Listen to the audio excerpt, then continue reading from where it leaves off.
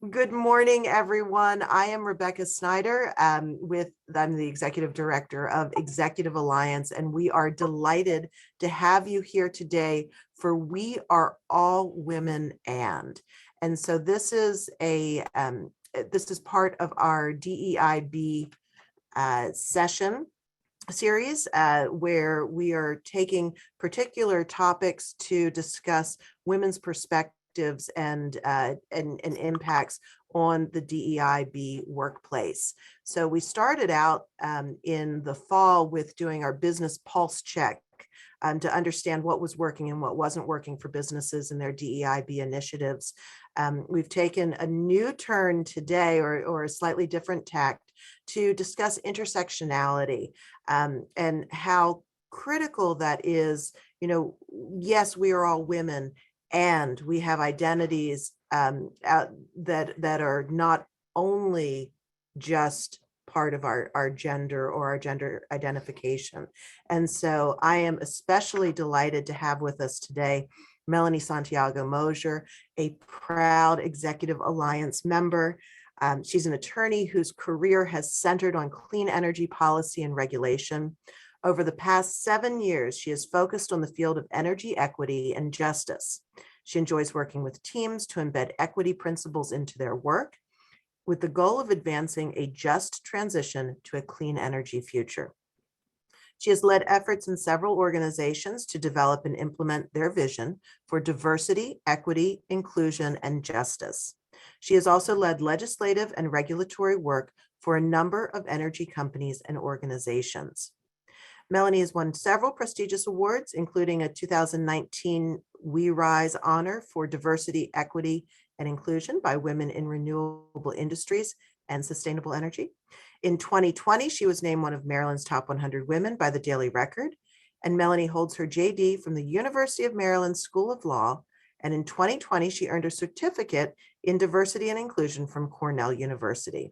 She serves on a number of volunteer boards, including chairing the Friends of Fort McHenry and serving as secretary to the Climate Access Fund. She enjoys spending time at Fort McHenry, hitting golf balls, although she says she's not good enough to call herself a golfer, and spoiling her cats, Marvin and Millie. So I'm delighted to have Melanie here. And this is open to all, to the public, and it's free and all that good stuff.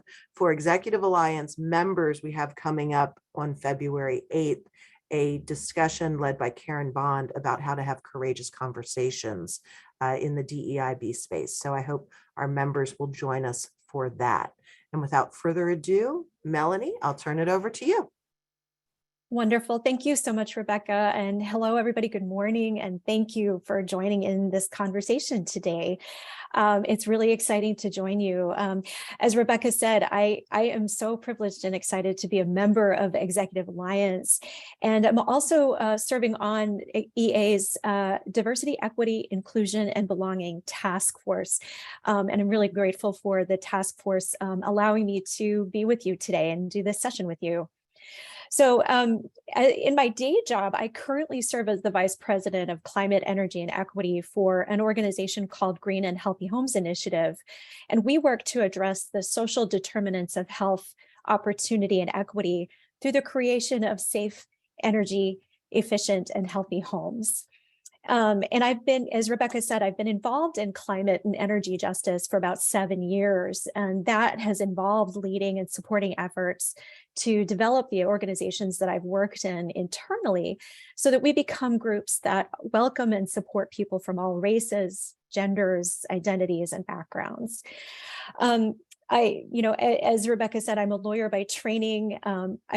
One of the best things I've ever done education-wise was getting my certificate in diversity and inclusion from Cornell a couple of years ago. But I really want to stress to you that I am very much a learner. I'm very much a student in this work. So while I'm grateful for the opportunity to facilitate today's conversation, and I've learned a lot by preparing for it today, I think that I'm here to learn from everyone here today. I think that we can have a really awesome conversation. So I'm just excited to talk with you, but also hear about what you have to say. So to get started, on your screen, hopefully on your screen, you see a slide, and at the top it says, please go to www.menti.com and enter in the code 8463-9560. So you can do that on your phone, your tablet. You can do that on the computer that you are on right now, if that's where how you're joining us. So please do take a minute and go to menti.com and enter that code. And you'll be asked a question. You're going to be asked for one word that describes you today.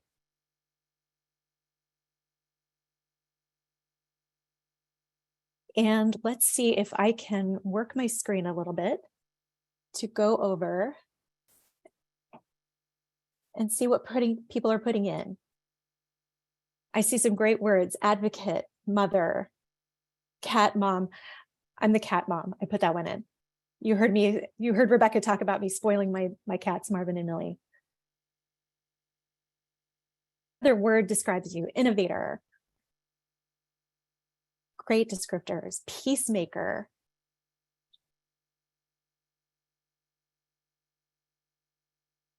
Wonderful. These are great. While we're waiting for this to populate, another thing that we can do, if you would like to, is share contact information. This is very voluntary.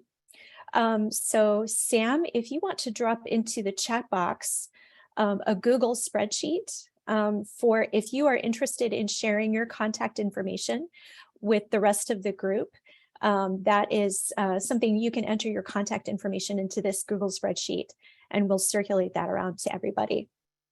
But I keep seeing more words, wonderful words here. Troubleshooter, peacemaker, innovator, ethical, great word, empathetic. These are great words. So I really love seeing the way that we're thinking about ourselves and the way we describe ourselves here in this word cloud. But today we're going to be talking about how we're all women. And so these are really wonderful ways to describe ourselves as women and innovator, peacemaker, connector. That's a good one. We're all women, but we're all very much more than that. So each one of us has components of our identity that overlap with one another. And those overlapping identities really form the whole picture of who we are. As women, we face a lot of challenges just based on our gender, but we don't all face the same challenges, and we don't face them all in the same way. And that's essentially what intersectionality is. Intersectionality recognizes that the various dimensions of our identity can lead us to have very different experiences and face different headwinds. So for today's briefing, we're going to talk about that concept of intersectionality and why it's an important frame for advancing DEI work in your organization. I do hope that this is an interactive and engaging hour, and that you come away with some actions that you can take to deepen your understanding of intersectionality and to advance the DEI work in your organization or other arenas of your life.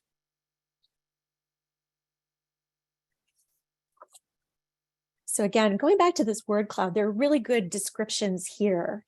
By raise of hand, how many of you see yourself in one or more of the descriptions here?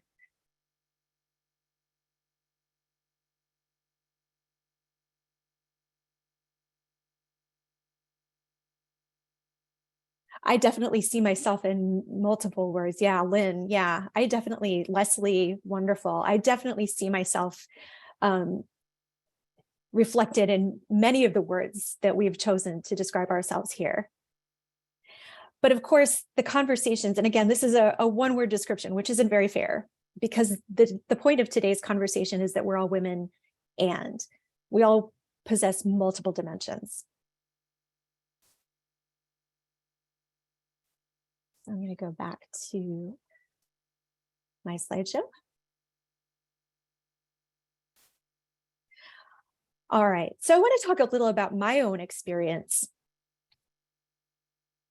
About a year and a half ago, I went to an event for women in clean energy, and it was a really nice event. They had really good food, really wonderful beverages, really great networking event. This particular event featured a guest speaker. It was a woman who is a leader of a national clean energy organization. And she had some pretty interesting remarks and talked a lot about the gender pay gap and about how women are really underrepresented in the clean energy industry. Toward the end of her remarks, she made an interesting comment. She said, you know, on top of all of these issues with regard to women in this industry, I know that there are a lot of issues of racial diversity in clean energy too, you know, and Black and brown people are deeply underrepresented. But then she said, but that's a conversation for another day. And at that moment, my heart sank. I felt tremendously unseen because once again, a part of my identity that is integral to who I am was set aside. I felt like I was supposed to have checked the Latina side of my identity at the door, at the coat check when I entered that event. It was a little bit of a punch in the gut, but it was one that wasn't that unfamiliar. It was something that I'd felt a few times in my life.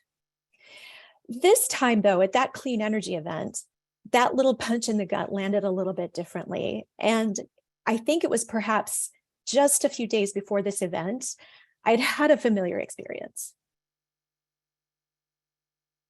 So I don't know, I actually don't do yoga, but I do exercise at home. And I wear clothes like this at a decent amount when I'm at home, and especially over the past few years during the pandemic. So raise your hand if this looks familiar, workout clothes on a daily. If you raise your hand, do you find yourself going to the grocery store, maybe wearing some athletic clothes? Or do you run other errands? Yeah, Lori, Lynn, you know, that kind of thing. This is something that's become a little bit more common. Or do you notice women out and about, you know, in your neighborhood or at the store or something wearing workout clothes? Yeah, I'm seeing lots of thumbs up and some hands raised. Yeah, this is something that's pretty common. In my neighborhood, women walk around in athletic clothes all the time, often with their hair in messy buns.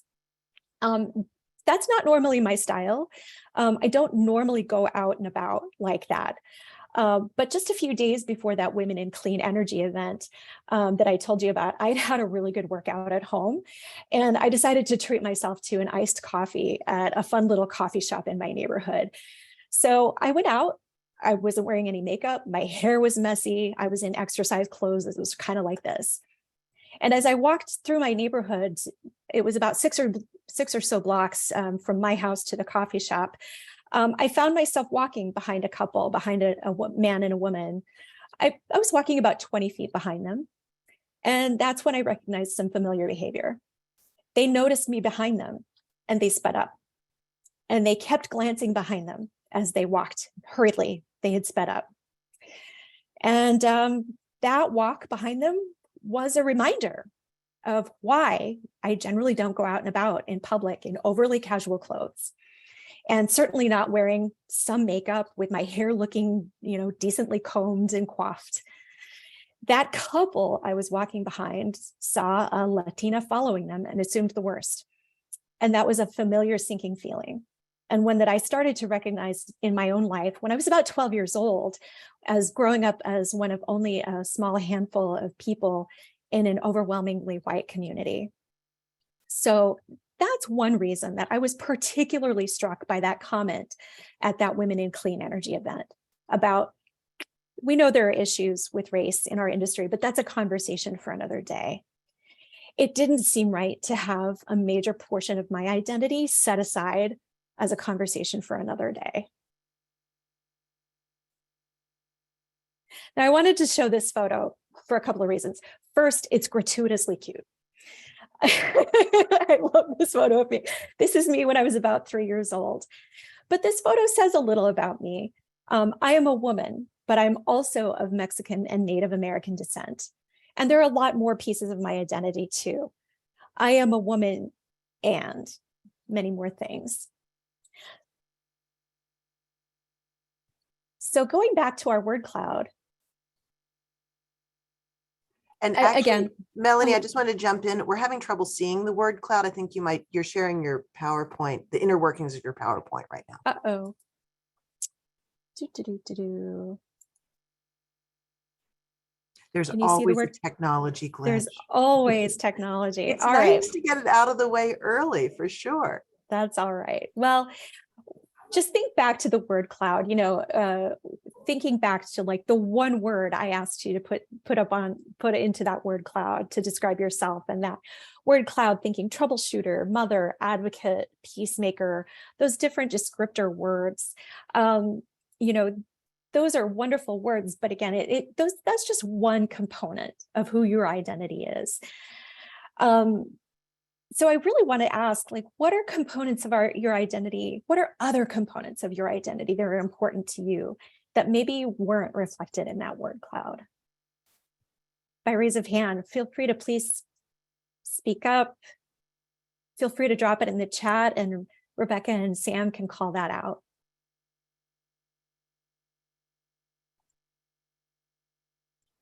So some parts of my identity, first off, yes, I'm a woman. I'm a Latina. I'm educated. I have a law degree. I am someone in the professional world. I am someone who has been somewhat active politically. I'm someone who is relatively free of disabilities. Would anybody else care to share some components of who you are that really are important to you? I'm a wife. I'm a cat mom. I'm a lot of things. Leslie, you've got your hand raised.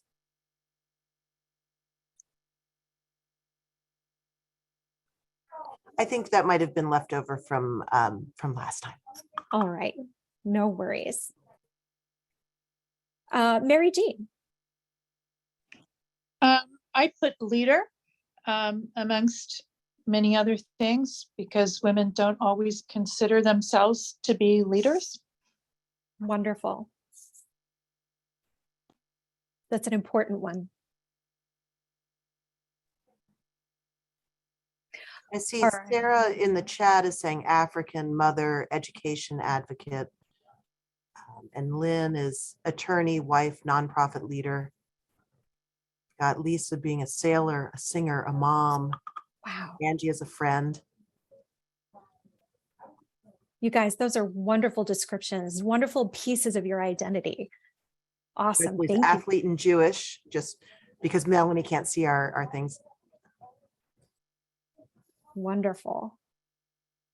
Athlete, Jewish, mother, singer, sailor. These are wonderful descriptions, pieces of who you are that make up your identity.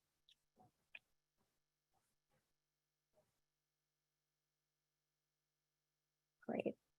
So I'm going to move on for a second and show you, hopefully you can see a colorful wheel on your screen. Is that what you see? Yes, wonderful, great. So this is a version of a tool called the Wheel of Identities. There are a lot of different iterations of something like this that I've seen. I chose this particular one just because it's so colorful and it's fun to look at.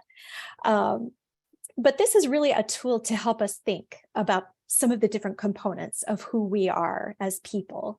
So the inside of this circle talks about race or ethnicity, age, gender identity or expression, your gender, national origin, sexual orientation, and mental or physical ability. Those are some components of your identity that are really kind of internal or integral to who you are, and that may be actually the most visible to people who encounter you.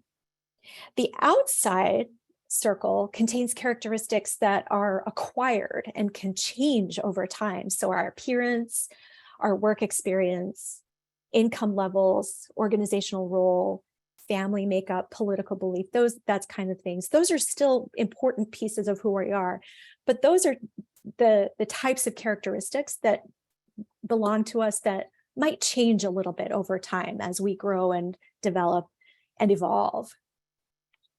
So let's think about this as components of our identity.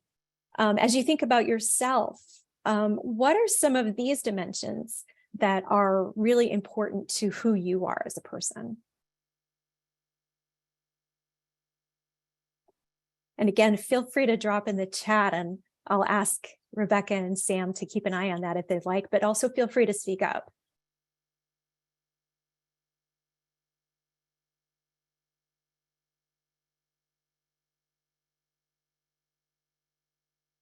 So for me, some of these characteristics that are important to me are my family and how that's made up.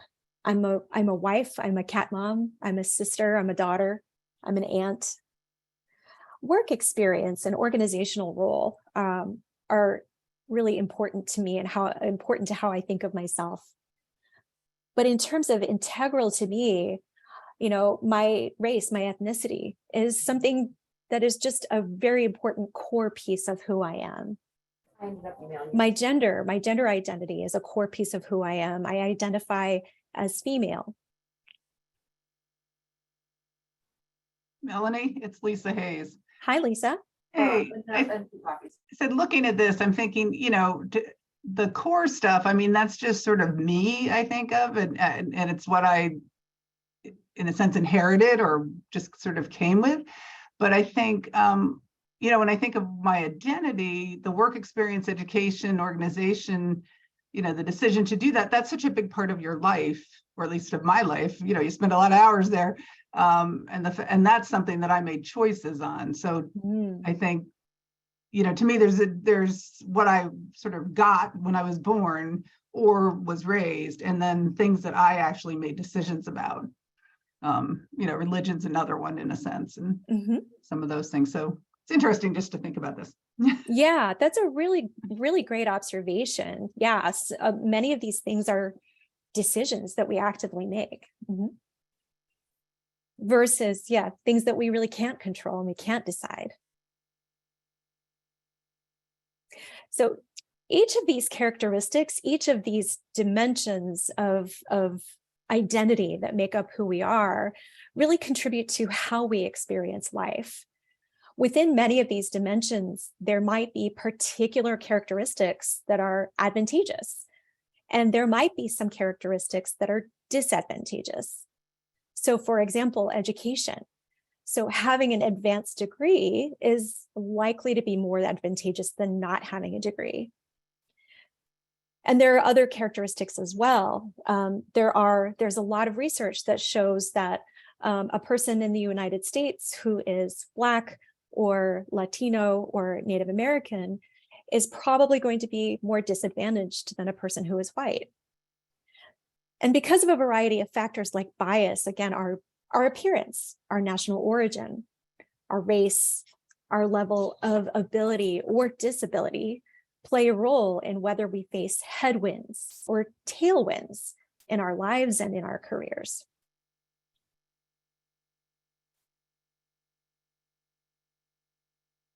All right. Have you ever thought about the tailwinds in your life? That's, things in your life, events in your life, or people in your life maybe who have given you a push, have made things seem a little bit easier? What do you think of when you think of something that's been supportive or given you a little push? For me, it's been a lot of encouragement. I was raised by a teacher. And so a tailwind that I had in my life was a lot of expectation and encouragement to pursue education. I've had the privilege of having some really good mentors and sponsors in my career that have given me a little push. Are there other tailwinds, any tailwinds that you all have experienced? We're seeing some parents and grandparents, mentors. Some people have had unplanned mentors, teachers. Yeah, so this is Lynn Durbin. I'm just going to pop in here, Melanie. Please. Yeah, tailwind isn't probably the word I'd use, but I get it. But there were some senior level managers in various companies and places I worked who just by sharing their insights into how things worked, although they weren't officially mentoring me, that was gave me great insights into like how to move up in an organization. And so that's something that was certainly a tailwind. And I will say, just like many have said, parents and all, my family, we were only girls, and my father was always like, you can do whatever you want to do. And, and so we did. Wonderful. That's awesome, Lynn. Thank you. Leslie is mentioning that community has served as a tailwind for her. Community. Absolutely. Those are great examples.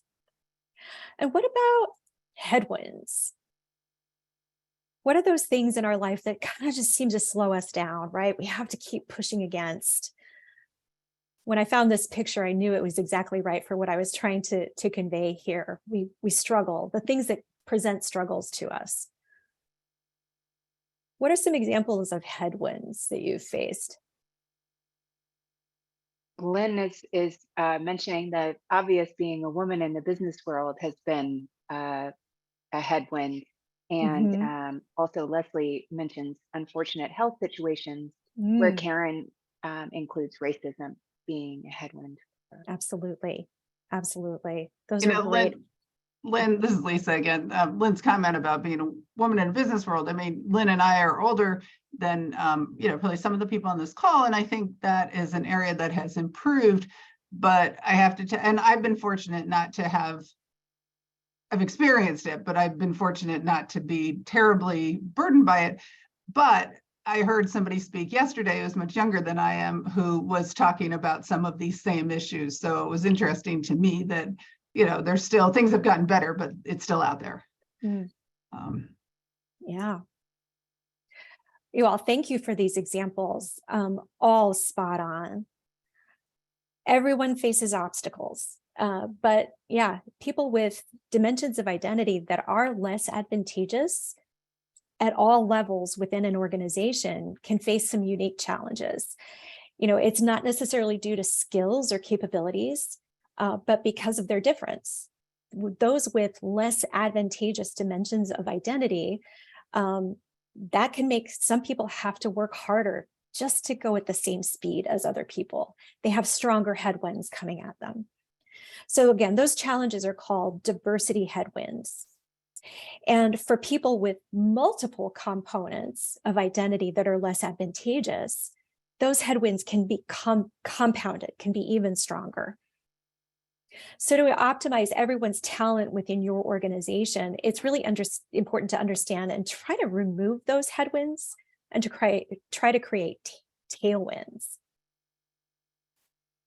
So we heard some of this, and this was, you all outlined some really good things, but here are some interesting headwinds that I've thought about and came across some interesting lists that talk about these.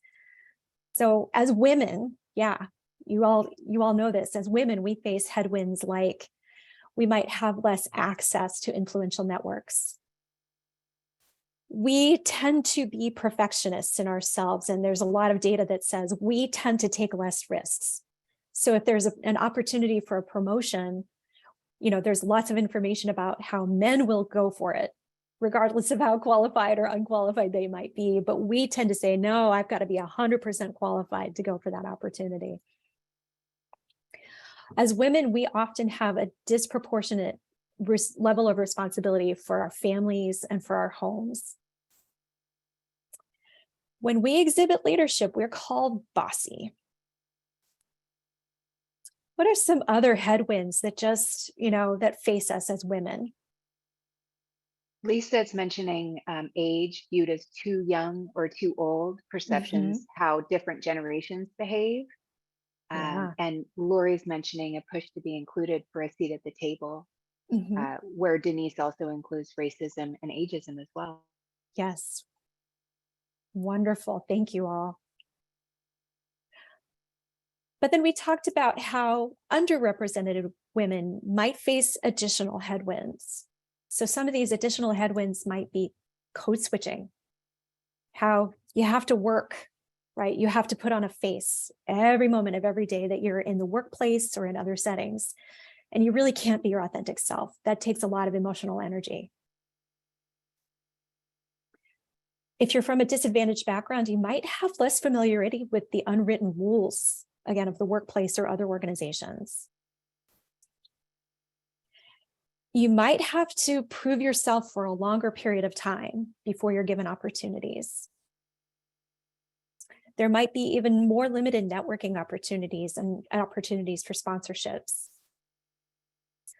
Perceived stereotypes, again, that apply to racism or ableism, that kind of thing. What else? How is this hitting folks? What other examples might be the types of headwinds that women from underrepresented backgrounds might face? Angie brings up that she believes there's also differences in how men are permitted to express anger and frustration in the workplace. She finds herself being much more cautious so as not to be received as a you know what. Very good, Angie. Yeah.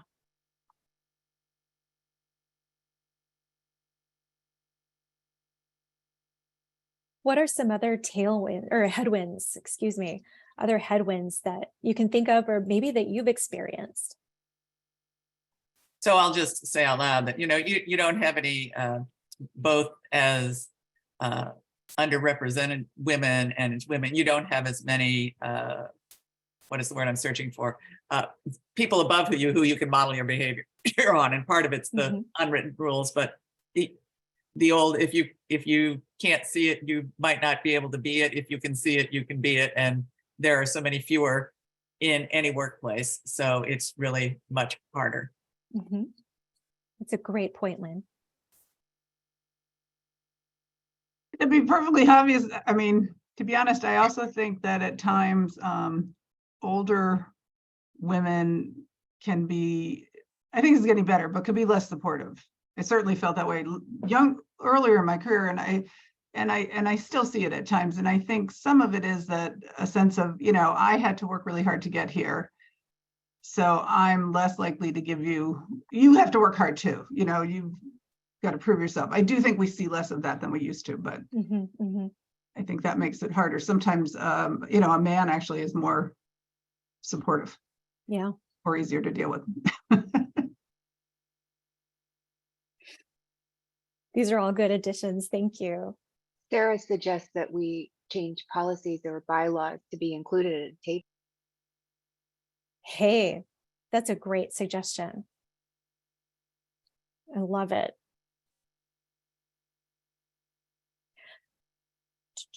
So I'm going to go on to another slide, talking more about these headwinds. So here's an interesting chart that I found in a report from McKinsey recently.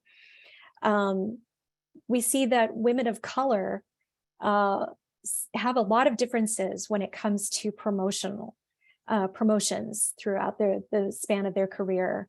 Whereas, there's a difference between the representation of white women and women of color in more entry-level positions, but it's not as big a difference. But then look when you get to the level of vice president, senior vice president, and C-suite, that representation level becomes very, very different. So that's a way that headwinds present themselves for women of color and other women who are from underrepresented backgrounds. And there's some interesting data from the Government Accountability Office from a 2021 report, where women make up 44% of the overall workforce, but only 41% of managers. Women earned 82 cents for every dollar that men earned. But here's a more interesting stat. For every dollar earned by white men, Hispanic or Latino women earned 58 cents. Black or African American women earned 63 cents, and white women earned 79 cents. So there's a lot of disparity here. But again, this is showing up as ways that compounding disadvantaged identities can show themselves in the workplace. And another way that a disadvantaged identity shows itself among workers with less than a high school diploma. Women earned 66 cents for every dollar earned by a man. So we see how disparity in education shows itself in benefits and salaries and so on. So this brings me to the word intersectionality. After all, again, like, not to bury the lead, but today's session really is all about intersectionality and what that means. Thinking back to that wheel, that brightly colored wheel of identities from earlier, and how we identified a lot of different dimensions that identify us, that's essentially what intersectionality is. I really like this quote by Eliza Sullivan, so I'm just going to read it. I know, like, when you're presenting, you're not supposed to read from your slides, but I think this quote actually merits it. Intersectionality is a framework for understanding the complex way that the many aspects of people identities overlap, including their race, gender, sexual orientation, class, and more. The term was coined in 1989 by Black feminist scholar Kimberly Crenshaw. Intersectionality holds that a person's various identities do not live in separate vacuums, but rather people exist at the intersection of their identities. And this matters a lot for efforts to advance diversity, equity, inclusion in group settings, like in a workplace. So for a long time, DEI efforts have often focused just on one dimension of identity. So for example, gender, for a long time, DEI efforts have really been focused on promoting women, or, recognizing people from the LGBTQ+ community, or that kind of thing. But the danger of that is that, as shown in this graphic, when DEI efforts just focus on one thing, on one dimension, they can leave out people from underrepresented communities. So I'll just read this caption on this graphic from Dahlberg. Diversity initiatives that center all women often do not center non-white women, and as a result, fail to account for the multidimensional impact of race and gender on hiring practices, promotion tracks, and more. And that, not accounting for race can also be transposed into thinking about, like, not accounting for ability, or not accounting for other types of identity as well. So I'd like to hear some of your thoughts about this. What do you think about taking an intersectional approach to DEI efforts in your organization? What might that look like? What do you think some solutions could be?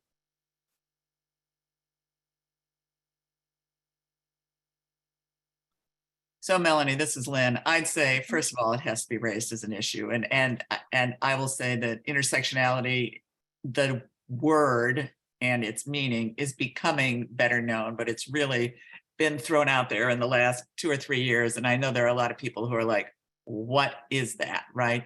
I think that, bringing this into the workplace, you got to show something like the wheel and say, all right, we need to consider these, and as well, you need to show things like the statistics. Yeah, women get moved up, but we've paid no attention to things like race or ethnicity in terms of trying to advance those things. I do suspect that you will probably, in any organization, need to limit how many aspects you look at, because it will all just get lost in, some of it will just get lost in the wash, and and many managers will be like, okay, what, you're asking me to do too much. So, but I do think bringing it more to the forefront is really key to moving a company forward on it. That's a really excellent point, Lynn.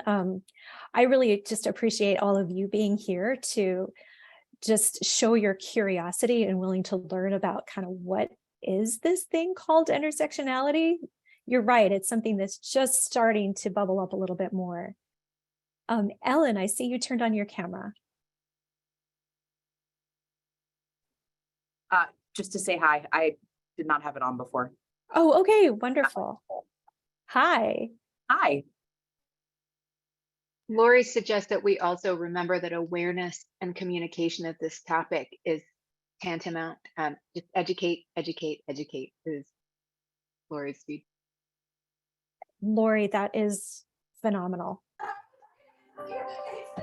And then I think also looking at how to hold people in power accountable is also pretty critical here. So for instance, Executive Alliance monitors overall women's representation on corporate boards and in C-suites. We've done that through our census report for many years. And in the last couple of years, we've looked more deeply because women overall, yes, we're still lagging, but when you look at women of color in those board seats, it is abysmal progress. And so understanding that data and breaking it down, like, yes, we're women and we want women to move forward, but we want all women to move forward. And that means sometimes segmenting that data to understand what are our Latina women doing? What are Black women doing? What are,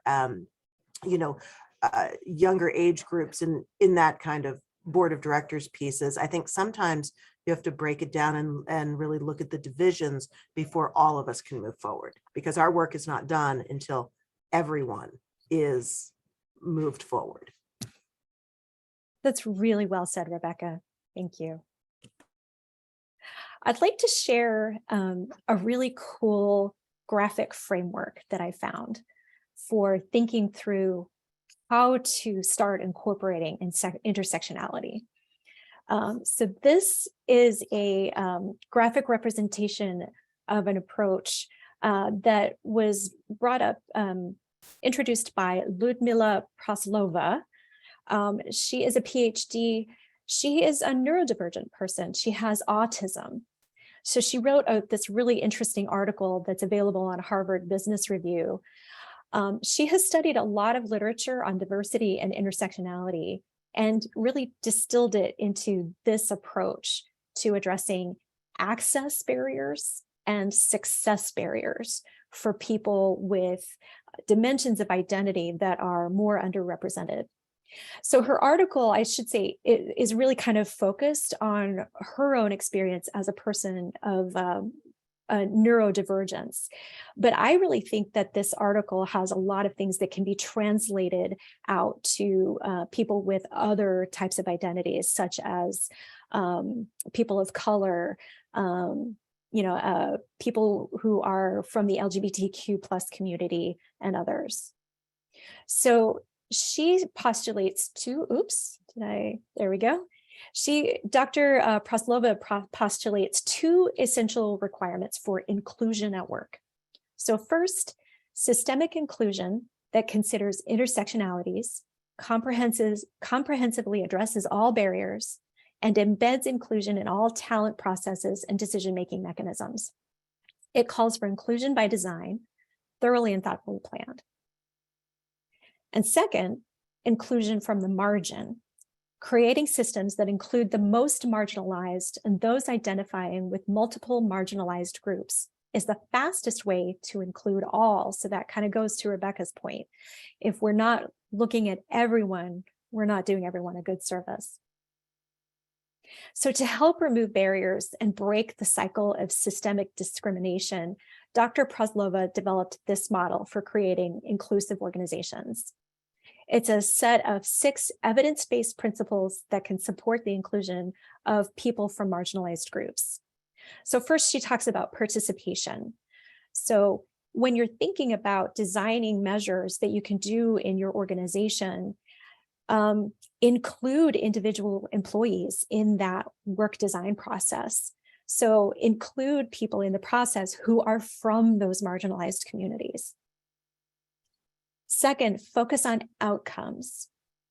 When you focus on outcomes in terms of a person's work, rather than your preferences for how the work happens, style, methods, that can support both inclusion and productivity. So trying to think about focusing on the thing that the person produces and less on how they produce it. Flexibility. This is removing arbitrary time, place, and work style barriers and support the people, employment of people with opportunity gaps. So this might be transportation limitations for people with disabilities or economic disadvantage. Expanding flexibility to include job matching to people's unique strengths. This supports job satisfaction too. So like, this is something I think we've all experienced through the pandemic. Increased flexibility in the workplace is something that can really benefit people from the margins. Organizational justice.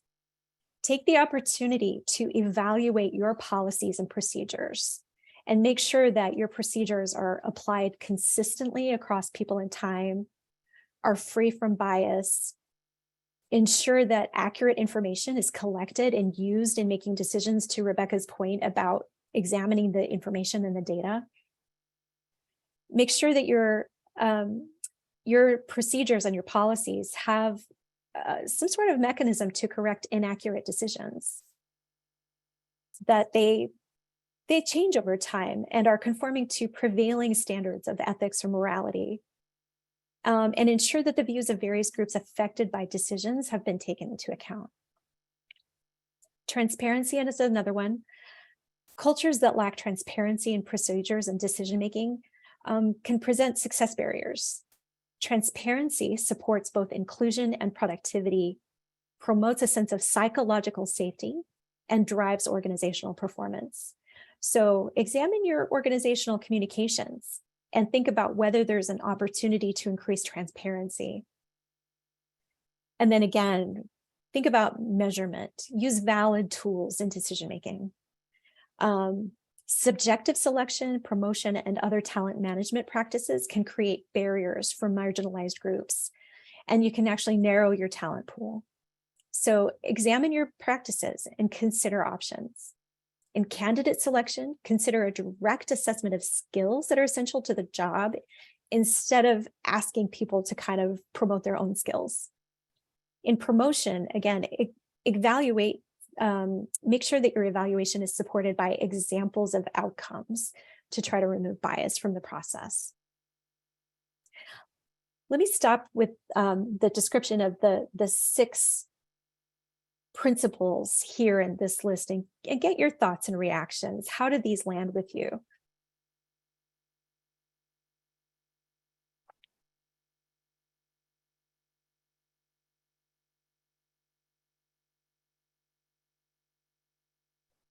This is Lynn again. I think they're great. I think a lot of organizations have a lot of work to do to get to them, as we have all seen in our careers.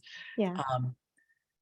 But yeah, so many of these things, you know, and I look at the code principles, but I look at the things like removing barriers, realistic job descriptions, you know, outcome focused selection processes, you know, so many of these things, performance measurements being fair and outcome based.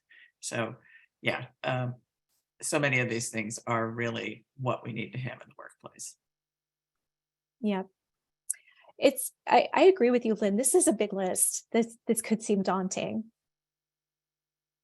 but I appreciate your perspective on that. Yeah. Any other thoughts, Lisa?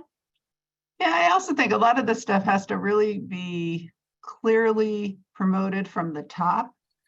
You know, one of the things, yeah, I guess I used to work at PNC Bank, and one of the things that impressed me is the CEO came on very strongly about some of this stuff. Now, is it perfect there? No, but, you know, I always thought it made a difference that it came, the person at the top was talking about it and speaking about it. But the other thing is, I think it's interesting now, you know, now there's some pushback against trying to be more exclusive, and, you know, everyone needs to be treated fairly. And I mean, you see these cases at the Supreme Court and a lot of litigation, you know, things going on that are saying, well, we shouldn't be, you know, we shouldn't be viewing people differently. And yet we're not at the point. I do think we do need to look at people differently, but I think now companies are having to deal with pushback from that perspective. Mm-hmm.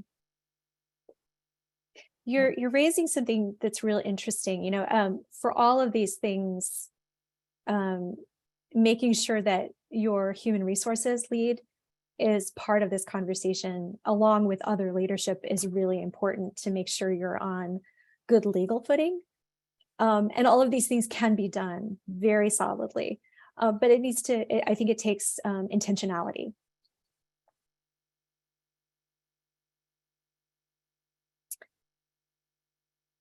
Well, we're getting close to the end of our time, so let's go back to menti.com.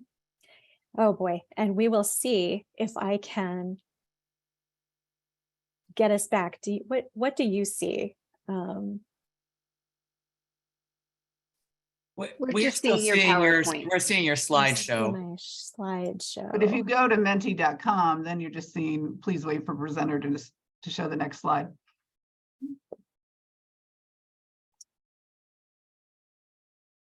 I think maybe you just have to change which screen you're sharing. Melanie, I don't know. Well, it should be, I would think it would be set up menti.com. That would be on a separate screen for us. Yeah. It's not popping up. Oh boy. All right, what do you see now? Let's see. We're still in your PowerPoint. Let me see if Okay, if you guys go back to menti.com, like I still had that up, and now it says, what's one thing you can do to add an intersectional lens to your efforts? Mm-hmm. There we go. But that's a separate page. That's separate. Right. And